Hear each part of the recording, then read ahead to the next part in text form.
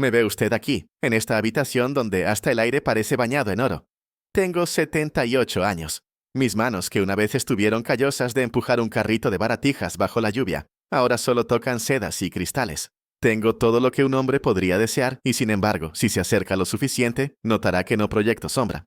No es un truco de la luz, es que ya no queda nada dentro de mí para proyectarla. Mi nombre es Víctor, y en los registros de un mundo que usted no conoce, mi título es Mercader de Almas. Sí, ha oído bien. Durante más de 40 años, mi trabajo ha sido encontrar a los desesperados, a los rotos, a los que rezan a un cielo silencioso, y ofrecerles un contrato. Un contrato que no firman con tinta, sino con su propia esencia. Yo fui el hombre que les sonreía, les prometía el mundo y les guiaba al matadero espiritual.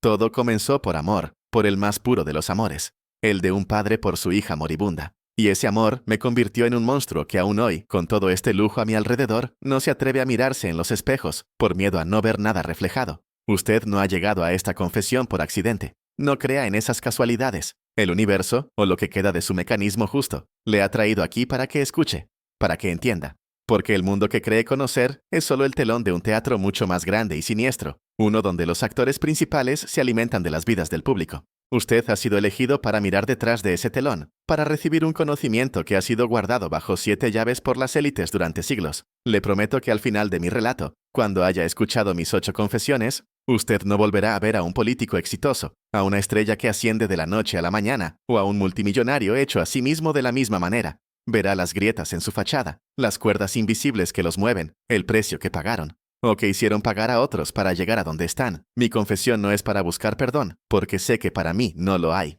El perdón no puede crecer en una tierra tan baldía como la que ahora habita en mi pecho. Esto es una advertencia.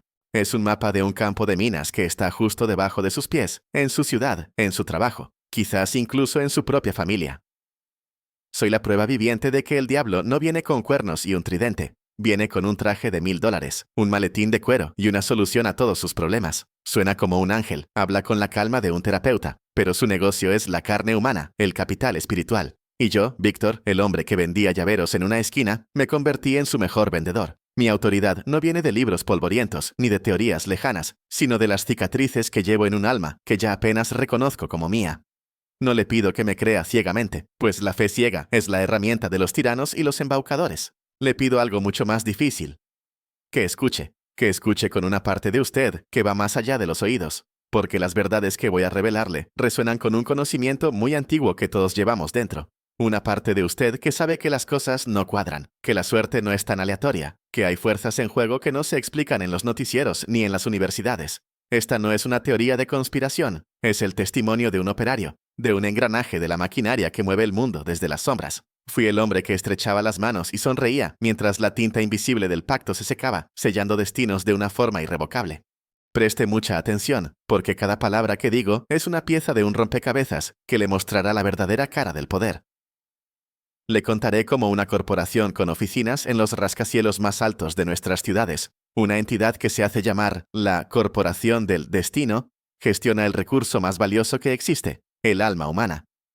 Le mostraré cómo se cierran los tratos, cómo se realizan los rituales en sótanos de lujo, y cuál es el destino final de aquellos que firman en la línea de puntos. Esto es más real que el dinero en su bolsillo y más peligroso que cualquier guerra declarada. Y está sucediendo ahora mismo, mientras usted y yo hablamos, en cada rincón del planeta. Prepárese, porque lo que va a escuchar cambiará su percepción de la realidad para siempre. La venta de almas no es un cuento de hadas medieval. Es una industria global, un mercado de futuros donde se cotiza la esperanza y se especula con la desesperación. Y la gente cree que estas cosas son nuevas, invenciones de mentes retorcidas en esta era de locura. Se equivocan profundamente. La Corporación del Destino es solo el nombre más reciente, la marca comercial moderna de un gremio tan antiguo como la propia civilización. Una hermandad oscura que ha cambiado de rostro a lo largo de los siglos, pero nunca de propósito. Sus raíces se hunden en la tierra fértil y sangrienta de la historia, y es ahí donde debemos empezar nuestro viaje, para que entienda la verdadera magnitud del monstruo al que nos enfrentamos. La gente cree que estas cosas son nuevas, invenciones de mentes retorcidas en la era moderna. Se equivocan. La Corporación del Destino, como se presentó ante mí, es solo el nombre más reciente de un gremio tan antiguo como la propia civilización. Sus raíces se hunden en la tierra fértil y sangrienta de Mesopotamia, mucho antes de que se escribieran los libros que usted conoce. Ya en los tiempos de Babilonia existían los tamkaru, mercaderes que no solo comerciaban con lapislázuli y especias, sino también con favores de los dioses oscuros, entidades que no pedían oraciones, sino pagos concretos. Hay tablillas cuneiformes que los expertos datan alrededor del año 1750 a.C., que hablan de pactos de sombra. En ellas un hombre ofrecía el peso de su nombre o el recuerdo de su primer hijo, a cambio de cosechas abundantes o victorias en batalla. No lo llaman alma, no usan esa palabra, pero es exactamente lo mismo. La energía vital, la firma única de un ser humano en el tejido del universo, la esencia que nos hace ser quienes somos. Este gremio ha cambiado de nombre y de rostro a lo largo de los siglos, adaptándose como un virus para sobrevivir en cada nueva era. En la Roma imperial, se convirtieron en un colegio secreto de patricios conocido entre ellos como los Argentari Animae, los banqueros de almas. Eran ellos quienes realmente financiaban las campañas de los senadores y las conquistas de los generales. A cambio no pedían oro, pues el oro era solo una herramienta para ellos. Exigían los lares, los espíritus protectores de las familias de sus deudores, o el derecho a reclamar la vida de un esclavo o un prisionero para sus rituales en las noches sin luna. Recuerda el famoso incendio de Roma en el año 64, ese que la historia atribuye a la locura de Nerón. La historia oficial es una mentira conveniente. Aquello fue en realidad un gigantesco ritual de cosecha, orquestado por ellos para recargar el poder de sus miembros más ancianos, con la energía liberada por el pánico y la muerte de miles de almas. Durante la Edad Media, se disfrazaron hábilmente de órdenes de caballería y gremios de alquimistas. Los templarios, en su círculo más interno y secreto, no buscaban el Santo Grial como un objeto físico. Buscaban algo mucho más pragmático y poderoso, el control sobre los contratos divinos y demoníacos. Descubrieron y perfeccionaron los rituales de transferencia de méritos y deudas kármicas, aprendiendo a mover la buena fortuna de un hombre a otro como si fuera una simple transacción bancaria. Por eso se volvieron tan increíblemente poderosos y ricos en tan poco tiempo, y por eso fueron aniquilados. No fue el rey de Francia quien los destruyó por codicia. Fue una facción rival dentro del propio gremio, una que quería modernizar las operaciones, hacerlas más eficientes, más corporativas. La corporación actual, la que me contrató a mí, nació de las cenizas de esa purga sangrienta. El Renacimiento fue su verdadera edad de oro. Mientras el mundo se maravillaba con el arte y la ciencia, ellos estaban detrás, patrocinando a los artistas y a los exploradores. ¿Cree usted que Cristóbal Colón consiguió financiación de la reina Isabel solo con promesas y mapas dudosos? Hubo un contrato de por medio, uno que no encontrará en los archivos de Simancas.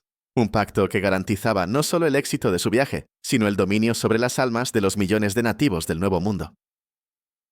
Esas tierras no fueron conquistadas solo con acero y pólvora, fueron sometidas con una brujería corporativa de una escala inimaginable, una cosecha de energía que alimentó la expansión de Europa durante 200 años.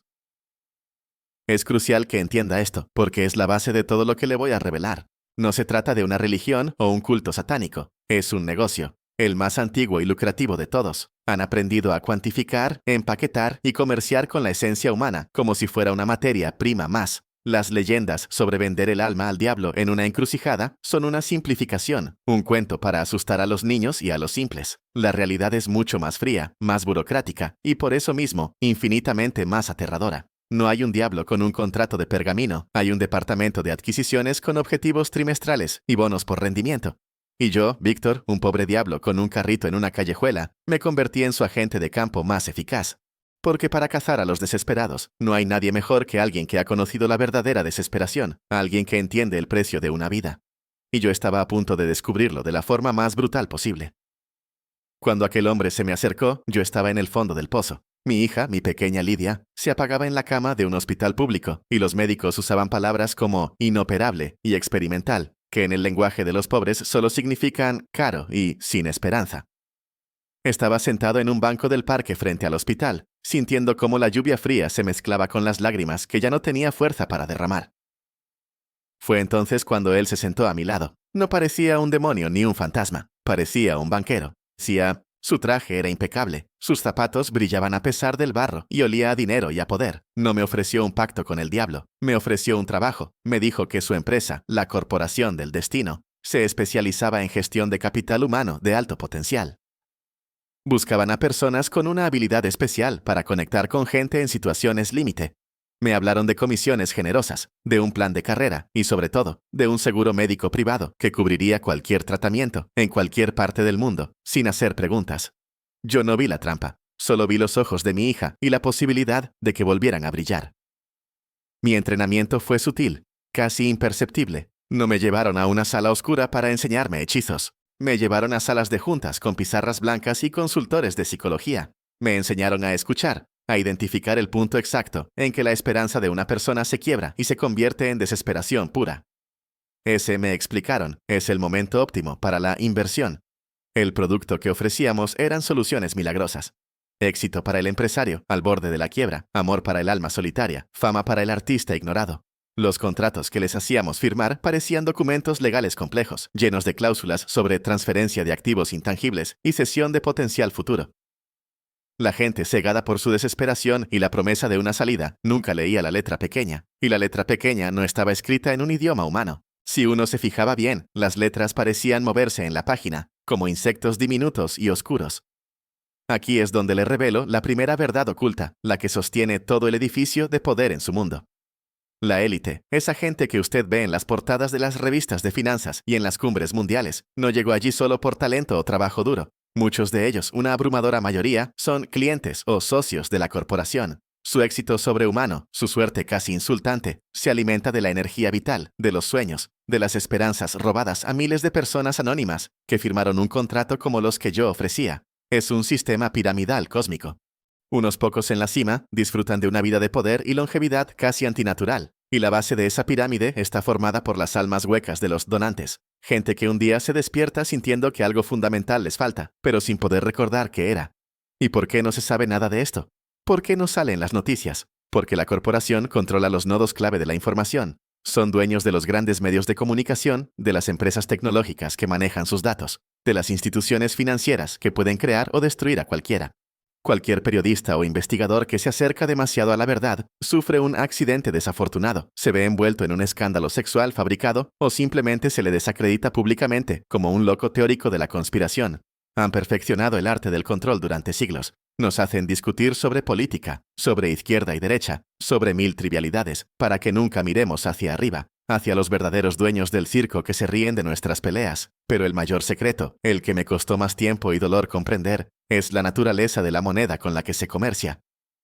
El alma no es una sola cosa, no es un objeto que se entrega y ya está, se puede vender por partes. Se puede despiezar como un carnicero despieza un animal, vendiendo cada trozo al mejor postor.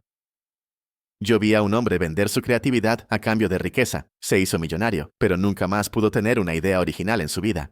Vi a un político vender su capacidad de sentir empatía a cambio de poder. Llegó a ser presidente, pero se convirtió en un monstruo de corazón helado. Y lo más terrible que vi fue a una joven actriz vender el recuerdo del rostro de su madre a cambio de la belleza perfecta. Se convirtió en la mujer más deseada del mundo, pero a costa de un agujero negro en su memoria que la atormentaría para siempre. Poco a poco me di cuenta de la monstruosidad de mi trabajo, pero para entonces ya era demasiado tarde. Lidia estaba sana, riendo, viviendo una vida que yo había comprado con los pedazos de las vidas de otros, y yo estaba atrapado, con las manos manchadas de una suciedad que ningún dinero podía limpiar, y a punto de ver con mis propios ojos la prueba definitiva de a quién servíamos realmente. Quiero que esto sea real para usted. No quiero que piense que son las divagaciones de un viejo atormentado por la culpa. Le daré ejemplos concretos, historias de carne y hueso que yo mismo gestioné. Nombres no puedo darle, porque eso me costaría lo poco que me queda de existencia, pero reconocerá los arquetipos, los patrones. Piense en un pintor que conocí en un barrio bohemio de París, llamémosle Aníbal. Era un genio técnico, sus cuadros eran anatómicamente perfectos, la luz era impecable, pero les faltaba algo, les faltaba alma. Lo encontré en un bar miserable, ahogando su fracaso en ginebra barata. Le ofrecí un contrato de la corporación, a cambio de fama mundial y reconocimiento eterno. Solo tenía que ceder algo muy personal, algo que definiera su percepción del mundo. Después de mucho pensarlo, él eligió, con una ironía que todavía me hiela la sangre, su capacidad de ver el color rojo. Firmó. Una semana después, un crítico de arte influyente, uno de nuestros activos, descubrió su obra por casualidad. En menos de un año, Aníbal exponía en los mejores museos del mundo. Sus cuadros se vendían por millones, pero él, en su mundo privado, vivía en una paleta perpetua de grises y azules. El rojo, el color de la pasión, de la sangre, del amor, había sido borrado de su existencia para siempre. Ese color, esa vibración energética, fue transferida a un político cliente nuestro, cuya carrera despegó de forma meteórica gracias a sus nuevos y apasionados discursos que encendían a las masas. Luego estaba Clara, una joven emprendedora de Silicon Valley cuya empresa de software estaba a punto de quebrar. Tenía una idea brillante, revolucionaria, pero los bancos le cerraban todas las puertas. La abordé en el vestíbulo de un edificio de oficinas, justo después de su enésimo rechazo, cuando sus ojos reflejaban esa mezcla perfecta de agotamiento y rabia. El contrato que le ofrecí era sencillo y directo. Éxito empresarial sin límites, ser la número 1 en su campo. El precio, la memoria de su primer amor. Ella dudó, lloró durante 3 días, pero la visión de su sueño derrumbándose fue más fuerte. Firmó. Hoy su empresa es un gigante tecnológico que cotiza en bolsa y vale miles de millones. Es una de las mujeres más ricas y poderosas del planeta. Pero si usted le pregunta por aquel joven con el que compartió su primer beso bajo un árbol en el campus de la universidad, su primer sueño de cambiar el mundo juntos, su mente estará completamente en blanco. Ese recuerdo, esa energía pura y juvenil, fue extraído y utilizado como combustible para que un viejo industrial petrolero, otro de nuestros clientes premium, cerrara el negocio más grande y despiadado de su vida. Los contratos son la prueba física, la evidencia documental de estas transacciones. No son pergaminos con sellos de cera como en las películas. Son documentos de un material que parece papel, pero se siente extrañamente cálido al tacto, casi vivo. La tinta, me explicaron mis superiores, se mezcla con una gota de sangre del firmante, obtenida por una aguja casi invisible en la punta del bolígrafo, y un compuesto alquímico que sella el acuerdo en todos los planos de la existencia. Tengo una copia de mi propio contrato guardada en una caja fuerte revestida de plomo. A veces, en las noches más oscuras, la saco y la miro. Mi nombre, escrito con mi propia sangre, parece gritar desde la página. Es el documento que salvó la vida de mi hija y que, al mismo tiempo, firmó mi sentencia de muerte espiritual. Y no crea que la ciencia moderna es ajena a esto. Sin saberlo, está empezando a rozar los bordes de esta verdad aterradora. Cuando los neurocientíficos hablan de la plasticidad cerebral y cómo un trauma o una experiencia intensa pueden reescribir las conexiones neuronales, están describiendo el efecto secundario del proceso de extracción. Cuando los físicos cuánticos teorizan sobre el entrelazamiento y cómo la conciencia de un observador afecta a la realidad, están describiendo torpemente los mecanismos que la corporación ha dominado durante milenios. Ellos no necesitan un acelerador de partículas para alterar la realidad. Necesitan a una persona lo suficientemente desesperada como para cederles la llave de su universo interior. Los escépticos son su mejor camuflaje. La corporación fomenta activamente una visión del mundo puramente materialista y racional, porque en ese paradigma su negocio no puede existir. Se ríen desde sus áticos de lujo, mientras los profesores universitarios declaran en sus cátedras que el alma es una ilusión poética. Es la coartada perfecta. Mientras la gente crea que solo existe lo que se puede medir en un laboratorio, ellos pueden seguir cosechando lo inconmensurable, lo que realmente da valor y sentido a la existencia.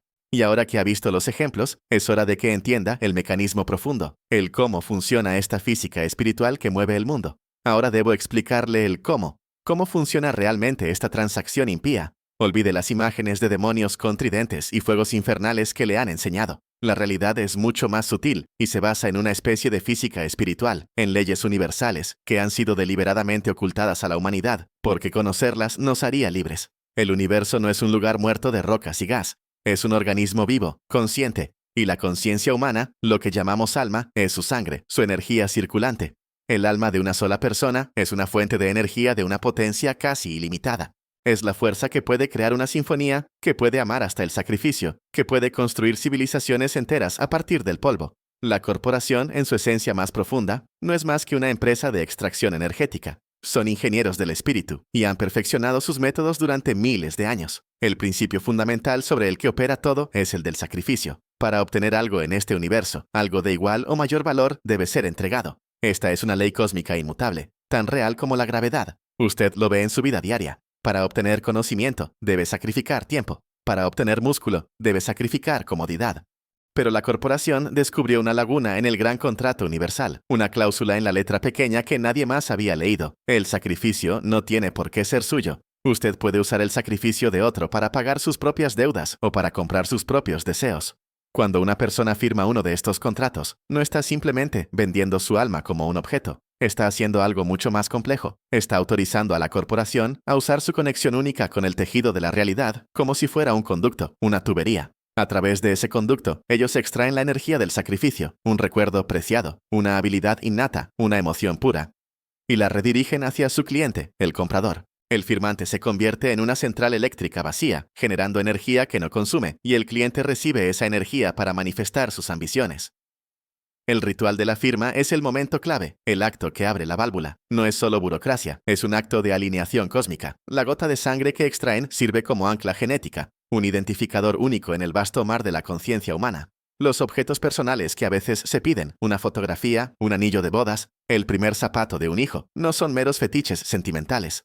Son condensadores energéticos. Piense en cuánta emoción, cuánta atención, cuánto amor ha vertido usted en un objeto así a lo largo de los años. Esos objetos están imbuidos de su esencia, actúan como catalizadores para la transferencia. Cuando se destruyen en el ritual, la energía contenida en ellos se libera de golpe, de forma violenta, facilitando la extracción. Y aquí es donde el conocimiento se vuelve aún más oscuro, una información que solo se revela a los iniciados de niveles superiores, y que yo descubrí por error. A los reclutadores de campo como yo solo nos daban la información necesaria para operar, el manual del vendedor. Pero en los niveles más altos, los directores de la corporación no solo negocian con almas humanas, hablan con entidades, seres que existen en planos de realidad que nuestros 5 sentidos no pueden percibir. No son dioses ni demonios en el sentido religioso que usted conoce.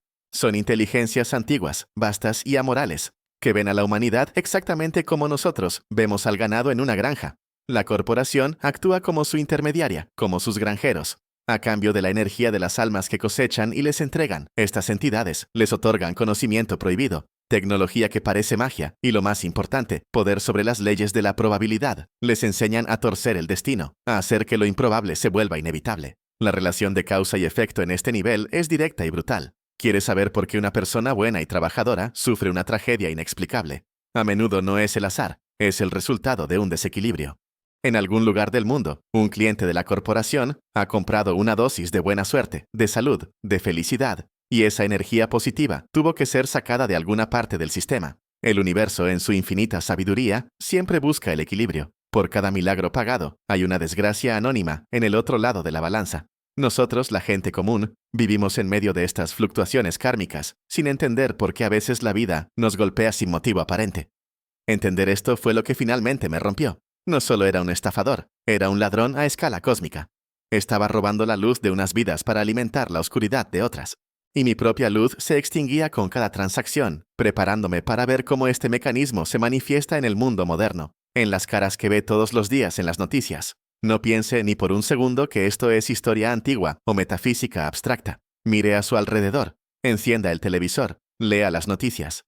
La influencia de la corporación está en todas partes, oculta a plena vista para quien no sabe dónde mirar. ¿Alguna vez se ha preguntado cómo ciertos políticos parecen inmunes a cualquier escándalo? ¿Cómo sobreviven a errores garrafales que destruirían la carrera de cualquier otra persona en un instante? No es carisma ni astucia política.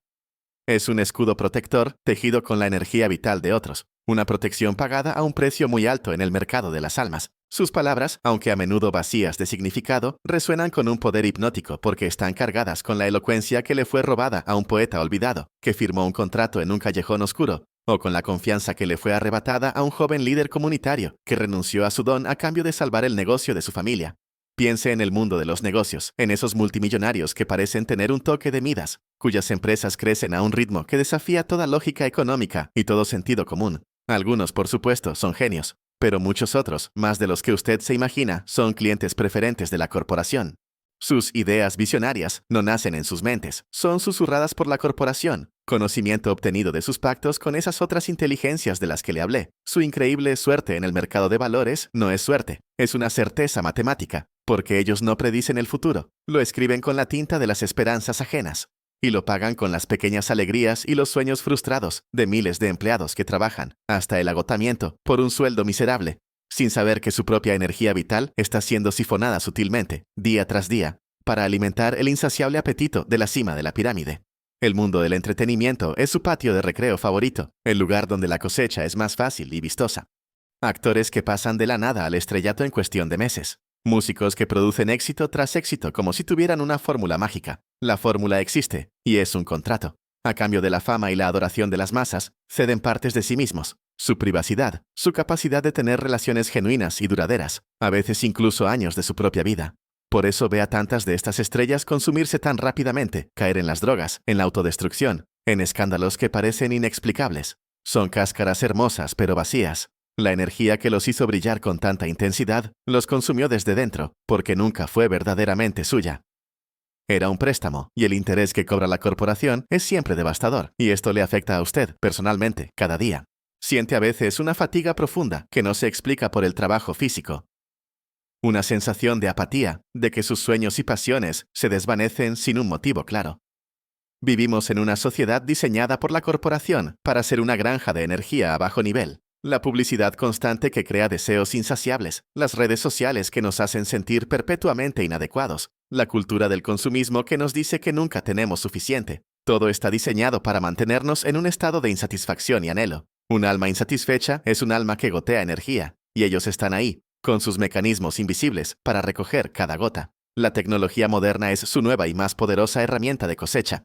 Los algoritmos que predicen nuestro comportamiento no solo lo predicen, lo moldean. Están aprendiendo a identificar los puntos de quiebre a escala masiva, con una eficiencia que yo, en mis tiempos, jamás podría haber soñado.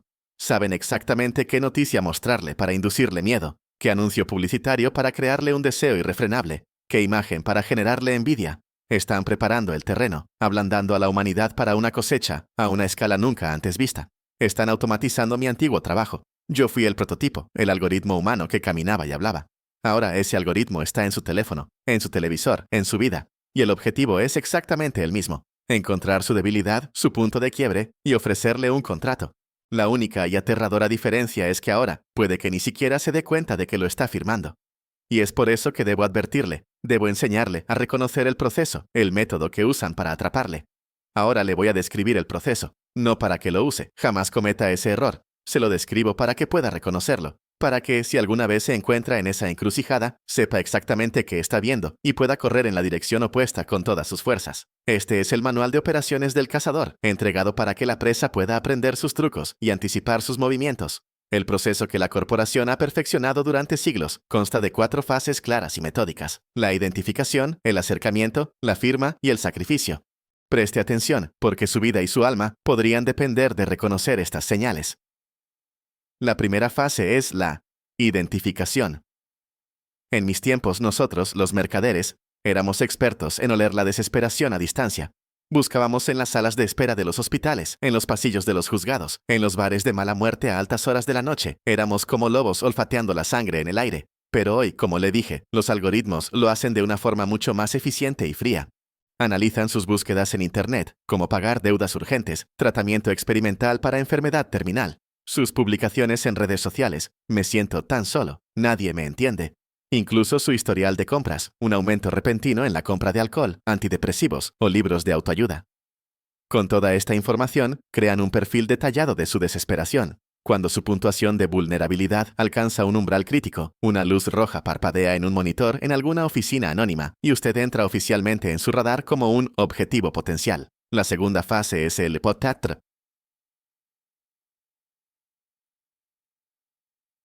Acercamiento mota. Nunca es directo, nunca es obvio. Es increíblemente sutil. De repente, un viejo amigo con el que no hablaba en años le contacta de la nada con una oportunidad de negocio que parece demasiado buena para ser verdad. O ve un anuncio en línea para un seminario de manifestación cuántica o coaching de vida, que parece hablarle directamente a usted, usando las mismas palabras que usted usa para describir su dolor. O como en mi caso, una persona elegante y carismática se le acerca en su peor momento y no le habla de magia ni de pactos, sino de soluciones pragmáticas y oportunidades únicas. Le harán sentir especial, comprendido, como si el universo por fin le estuviera sonriendo. Le ofrecerán exactamente lo que su corazón más anhela, pero lo presentarán como algo lógico y alcanzable. No le hablarán de almas, le hablarán de potencial sin explotar, de activos energéticos y de apalancamiento de recursos personales. La tercera fase, si usted muerde el anzuelo, es la firma. Le presentarán el contrato, insistiendo en que es un mero formalismo legal, un acuerdo de confidencialidad. Le invitarán a un lugar lujoso y tranquilo para firmarlo, una oficina con vistas panorámicas, una sala de juntas privada en un hotel de 5 estrellas. Le ofrecerán una bebida cara, le hablarán con calma, le harán sentir importante. Todo está diseñado para bajar sus defensas y nublar su juicio. Le pedirán que firme con un bolígrafo especial, uno que se siente pesado y frío en la mano. Ese bolígrafo tiene una aguja casi invisible en la punta que, al presionar sobre el papel, extraerá una minúscula gota de su sangre. Apenas lo notará, un pinchazo insignificante. Le dirán que es una medida de seguridad biométrica avanzada. Es una mentira. Es el sello. En ese preciso instante, el trato está hecho a un nivel que va mucho más allá de lo físico. Y aquí viene la advertencia más importante de todas. El precio nunca parece demasiado alto al principio. Jamás le pedirán su alma. Le pedirán algo que usted cree que puede permitirse perder, algo que le parecerá trivial. Solo un recuerdo de la infancia que ya casi no recuerda. La habilidad de apreciar un tipo de música que no le gusta. Su sentido del olfato para las flores. Suena a nada, ¿verdad? Pero cada parte de usted, por pequeña que sea, es un hilo en el tapiz de su ser. Cuando empiezan a tirar de esos hilos, uno a uno, todo el tapiz empieza a deshacerse sin que se dé cuenta. El resultado final es la cuarta fase, el sacrificio. A veces es un ritual formal, donde el objeto personal que usted entregó es destruido para liberar su energía. Otras veces, la mayoría, es un proceso gradual y silencioso. Simplemente un día se despierta y se da cuenta de que ya no puede recordar la cara de su abuela, o que la música que antes le hacía llorar ahora no le provoca absolutamente nada. El vacío se instala, y para cuando se da cuenta de lo que ha perdido de verdad, el éxito, el dinero o el amor que compró ya le parecerán cenizas en la boca. Si alguna vez alguien le ofrece una solución perfecta a un problema imposible, huya. Si le piden un sacrificio personal, por simbólico que parezca, huya. No hay atajos en la vida. Cada atajo que le ofrezcan es un peaje en el camino al infierno, y el precio es siempre una parte de usted. Y lo que vi en la cima de esa pirámide, el destino final de algunos de esos sacrificios, es la revelación que debo hacerle ahora, la más terrible de todas. Llegamos al final de mi confesión, y debo contarle lo más oscuro, lo que me despierta gritando en medio de la noche, bañado en un sudor frío que ni las sábanas de seda egipcia pueden secar. Mi trabajo no terminaba con la firma del contrato. Una vez al año, los mejores mercaderes, los que superábamos nuestros objetivos con creces, éramos invitados a una ceremonia de agradecimiento. Era en una isla privada, en una mansión que haría palidecer a los palacios de los reyes de antaño. Allí se reunían los clientes más importantes de la corporación, multimillonarios, líderes mundiales, las caras que usted ve en las noticias tomando decisiones que afectan a millones de vidas.